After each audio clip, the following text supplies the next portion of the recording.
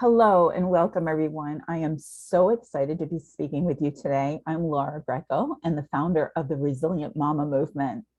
And yes, we are building resilience in these times of uncertainty and making sense, right, out of what is so complex these days, especially, and the uncertainty that we're living through. And that is why I am so excited to introduce a friend of mine, a dear friend of mine, Jennifer Bloome, who is going to speak with us a bit about her journey with the use of soul language as an integral part of how she functions through all the challenges that she's faced in life and been able to make sense of and to move through. So without further ado, let's let Jennifer introduce herself. I met you um, maybe 6 years ago. Yeah, it's been a while. Yeah, Yeah, yeah, yeah. yeah. So tell me about your journey with soul language. Yes. Well, the first thing I'll say is that everything that I've done business-wise has been because of a call, an internal call. Hmm. I tend to work with people and do the things that I do because I've recognized that I have my own challenges in those areas. We teach what we need to learn, is the phrase that I follow. So, you know, I came from a very kind of hardcore science background, Okay. and in the work that I was doing in the world, it just wasn't really enough. I sort of found myself saying there's got to be something more. And I was, at the time, I was working with women, teaching stress management and just general relaxation. So Hmm. very much a very mind body oriented kind of a thing.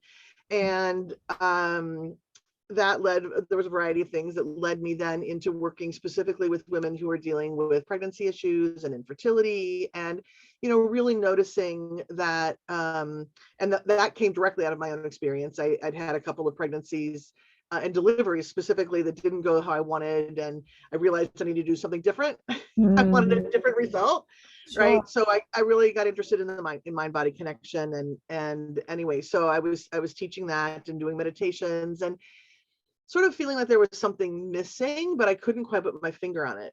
Mm. Well, about that time, my husband and I, for a variety of reasons, ended up with a financial crisis, Mm. and we went through bankruptcy. And that was like one of the lowest moments of my life. And for a number of reasons. And then it also has been the brightest spot in my life because I went looking for answers. Like, I'm a smart woman. I know how to do all of this. I know how to make money. I know how to save money. I knew all the rules. And Hmm. yet for all these things that happened, we ended up in this space. And that led me to really seek out the soul part Mm. of of life, right? I hadn't had any real religious training or anything uh, to lean on, or that was just not a part of my experience. But Hmm. I was, as I said, I was missing something. I was missing something in my work, in that mind body work. I was missing something personally, Hmm. and came into the space of, oh, wait a minute, there's the soul aspect. We're a triad. We're not a duo. It's not just mind body. It's mind body spirit. Yeah. And I was led through a series of very fortuitous events to Jennifer Rezio and her work with soul language, Okay. and had my languages identified, and it just blew my mind. I understood so much more about who I was. Yeah. My tone is capitalist. Mm. Capitalists understand that more, you can always make more, right? You're making more out of something else. And it starts with that inner capital. Well, my inner capital through my whole life has sort of been dependent on at that time external features, right? If I was doing well, I felt good about myself. If I wasn't, then there was something wrong with me. Mm. And all of a sudden it just started to make sense when I Hmm. saw those languages, because that feeling, that not enough feeling, Hmm. is simply capitalist not being connected. uh, Interesting. right. So it just, puzzle pieces started to fall into place. Right. And because it was such a uh, important turning point for me, I brought it to my clients. That's what I learned something and then I bring it to my work, right? So I brought soul language to my fertility clients, and things really shifted and changed. It was really fun to watch as people came into more consciousness around soul, their bodies changed.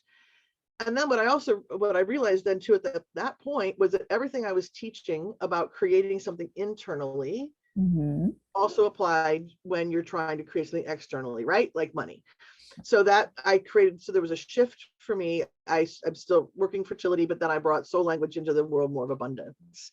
And at that point had a really fun download of information that allowed us to then begin to identify the soul languages for our relationship with money. So I have, in terms of soul language, I have my fingers in a lot of different places, or I shouldn't say it that way. I use it in a lot of different ways. It's become this indispensable tool for me. Right, right. So soul language is not boxing you into some kind of labeling, is it? No, it's expansive. That's how I feel with soul language, right? You can, whatever you're doing, it applies. And it's not just sort of that, with the old idiom that, you know, if you have a hammer, everything's a nail. I don't mean it that way. It's that when you bring consciousness and soul to whatever you're doing, it's completely expansive. It's going to fit into your viewpoint. It's going to fit into the way that you, like, you know, with parenting, right? When you bring soul language in, it isn't like you have to follow the soul language method. No, it helps you understand more about how you are as a parent personally, and then how you can parent better the way you want to parent. Exactly. And so this is beautiful, because in this day and age, we see so much labeling going on, you know, and not that these diagnoses or labelings are not useful and helpful. However, there is a lot of, I notice, there's a lot of going into lack when we hear that our child is ADD or ADHD or autistic in spectrum, or when we see that our child is harming themselves. Like these things put us into an energy that's low and confusing, filled with fear, right? And what now kind of thing. So what I am looking to help the listeners here now is, like, why did you decide that it was beneficial for you and your children to have their soul languages revealed? What did what led you to that decision? So there were a couple of things. Part of, and some of it was very practical, in that I was going through, I was moving from being coached by Jennifer Bloome into becoming a soul language practitioner. So I was making that jump and learning how to identify, and the kiddos were sort of that, sort of an easy place to start. But the reason why they were an easy place to start was I hugely value my connection with my kids. That is just something that is so important. And I had noticed over the time that the more I knew about them as individuals, it was easier for me to work with them, right? And so my kids, they each had their own distinct personalities, and what would work for one wasn't working for the other. And, you know, there were times I sort of wanted to rip my hair out, because I thought, wait a minute, I thought I was being this really great parent, you know. You know, you're a really great parent until kid number 3 comes along and shows you didn't know anything about sleep. You're two good sleepers, right? Yeah. So anyway, I'm somebody who likes information. So I think that was the impetus for doing it. But I could not have predicted how much difference it made to understand my kids at this completely different level than anything I'd ever done before. Because this is about who they are at a soul level, right? This isn't a label about how they function in society, how we think they should function. Well, I won't get on a soapbox, but Yeah. right, this isn't about somebody external coming in and saying, you have this behavior issue, you have this. Right. So for example, my youngest daughter, her tone is analyst, and she's a thinker, and she has been ever since she came out of the womb. Mhm. Right. But she when she is disconnected from herself and not trusting herself, she gets so lost in the data, right? Any information. Right. And it drove me crazy before I had language for it, because Mhm. I'm somebody, I make a decision and I move on. I make a decision and I move on. Mhm. She hasn't been that way. Learning that language helped me understand, oh, you, Jennifer, as the mother, you need to slow down a little bit. You need to Mhm. give her space. You Mhm. need to let her look in 12 million directions. I get to provide that link to help her stay conscious in it as opposed to getting lost in it. Right. Changed our relationship because it allowed me to, like I said, give her the space that she needed. I didn't know how to help her with some of the things that she was going through. My oldest daughter has two, as you know, in soul language, there are different categories of languages, and one of them Mhm. is warrior. Mhm. I carry a warrior language. My Uh-huh. oldest daughter carries two. Yeah. And boy, that was helpful to know, Mhm. because again, it explained why she and I were at loggerheads sometimes. Mhm. And it helped me back off. It helped me help her Mhm. handle some of those really strong emotions. And she's a girl, right? She's not Yeah. supposed to have these really strong, you What's know going on? yeah, Yeah. exactly, right? You're supposed to be soft and feminine, and she is, but right, but she has this side to her that is really powerful. And that's hard when you're a teenager to know what to do Yes. with some of that. Yeah. So it gave us language to, not just between the two of us, but to help her understand why she was feeling some of the things she was feeling and why she was going through some of those things. But again, coming from this premise of you're whole and complete, Mm-hmm. right? Right. It We're just, stewards of our children, not owners. yes, exactly. They come through us, not of us.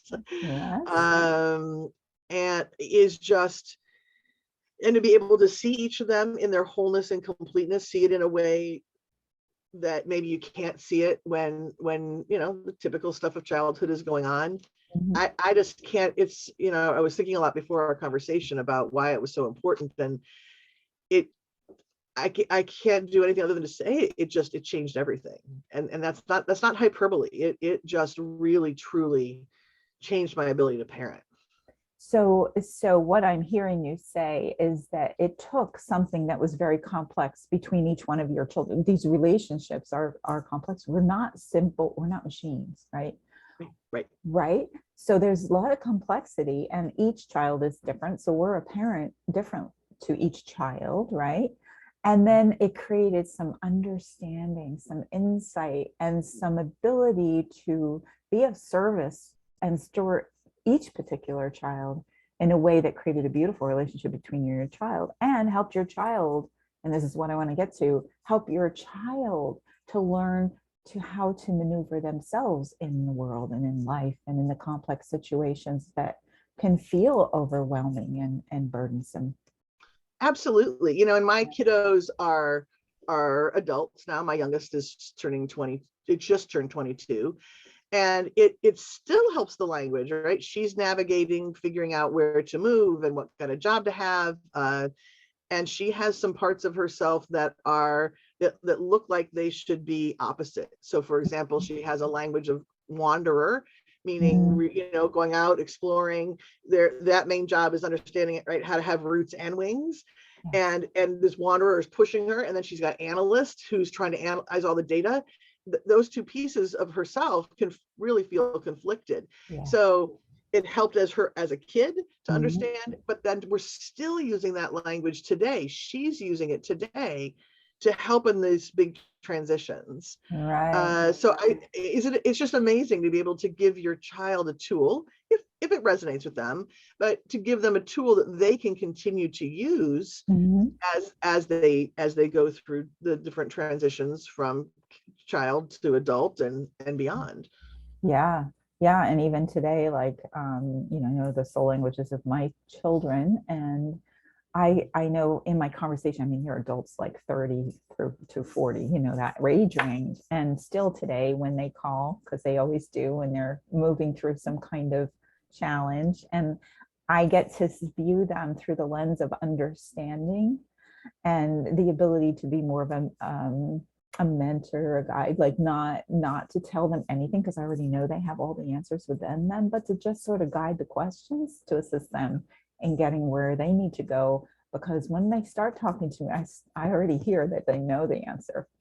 All Yeah. I'm doing is holding space for them to open up. So even in adulthood, it's helpful to have that deeper connection and awareness. Wow, something made a big sound, and so forth. You know, to create that deep relationship. And I want to say too that, of course, every mom comes fully, and I believe this, comes fully equipped to parent the child or children that she is raising. There is nothing about a mother that is lacking in that ability. But what a beautiful thing to be able to optimize the understanding and the clarity in such a way. So I don't think soul language is like you need to know the soul languages to raise your children. I didn't know ours, right? But Right. it helps you to focus in on how to be of service to a child, especially when things are really confusing for them or for you and them and all of that. Would you agree with Yeah. that? Yeah, I do, and it's really beautifully said, right? We are equipped, Mhm. and sometimes a tool brings that ability to the surface in a way that we haven't been able to before. Right. It's just a different octave, you know. It just really depends. So it I up levels. It up Yeah, levels exactly. our capacity. It develops the skill or the art of parenting. Exactly, because it Mhm. is an art. It is an art. Well, communication in general is an art. And you know, we think of Right. art as being like a drawing or a painting or Mhm. in my case, you know, working with fabrics and that kind of thing. We think of an athlete as, you could categorize that as they have an art in the physical world with the way Mhm. they are able to, right? But that takes much more than their physical activity. It Right. takes the spirit in which they come to a project, right? And the energy that they bring to it and the vibration. And so all of it is nicely and neatly tied up in actually a very simple tool that is very complex at the same Exactly right. time, right? Right. Right. Right. So it's hard to Exactly. describe actually what soul language is, which is Well, why, in a way, yeah. yeah, and I think that it's a little bit foreign because it takes a little bit of practice. Yes. Not many of us come into this lifetime being comfortable talking with our own souls. It's like, okay, but how do I do that? And it sounds different, and but this is a tool that there's so many different levels to it, Mhm. and you can really choose. You can leave it at sort of that informational level, like, oh, that's interesting, and you can take it as deep as you want. And Mhm. the thing is that, well, I don't want to get too deep into it, but right, it continues to grow. Yeah. These parts of ourselves aren't just sort of these hardcore labels, but we grow in our consciousness and our use of them, and the language itself, that part of us is growing and changing right along with it. So it has the opportunity to be the kind of tool that you're ready for in this moment, and then you can always go deeper with it later if you want to. Yeah, and I want to say this too, because you bring up actually an excellent point. Our culture, our, you know, the way we've been raised as society, the collective consciousness, you know, however we want to describe it, has informed the way we be in the world when we're not aware that there are other questions to ask, right? So when we grow up, for example, a little simple thing is we say, oh, my parents, this or that. I'm never doing that with my child. And then Lo and behold, that day that we're triggered, what are we doing? We're hearing our mother, father, or whoever, right? Right, That's right, in our ear coming out of our mouth. So, right, right.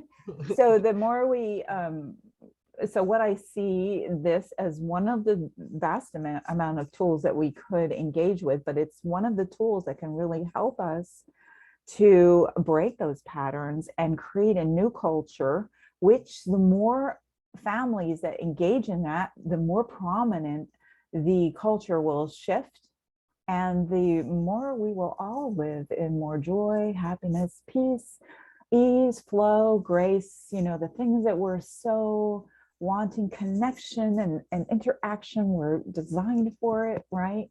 But how do we show up in that space? Yeah. Pretty Yeah, absolutely. It's a fantastic point. Really beautifully said, right? We do know we want to create something new. Yeah. And this is a tool that lets you do that. Yeah. Yeah. It's access. It helps you, right?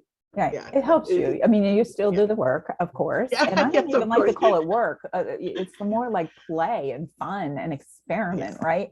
It's taking what we now know, and you're, come from a science background, taking something and having some fun with it. Oh, let's try this, see how this works, right? Rather than going into the trigger, we have an opportunity to get balance and have a touchstone to create something new.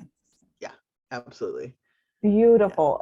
Jennifer, I just want to thank you so much for sharing this, because it feels to me like the best way for people to understand what soul language can do, and what I offer, families, as far as becoming more connected and really diving in to begin to see perspective that helps them to navigate these challenging things that face families, especially today, is hearing people talk about the story of soul language, not so much what is it, but what it means, right? Yeah. In our How do you lives. use it, right? Right? What is it really, bottom line? What is it going to mean for my family? Exactly. And that's why I'm so grateful that you shared your story and how it's assisted you. So thank you so much. And in the show notes, if you want to hear more about Jennifer and her work with soul language around money, because that's where her focus is now, I'll put her website in the notes below so you can go find her. And thank you so much, Jennifer. And thank you everyone for listening. It was awesome. Bye-bye. Till next time.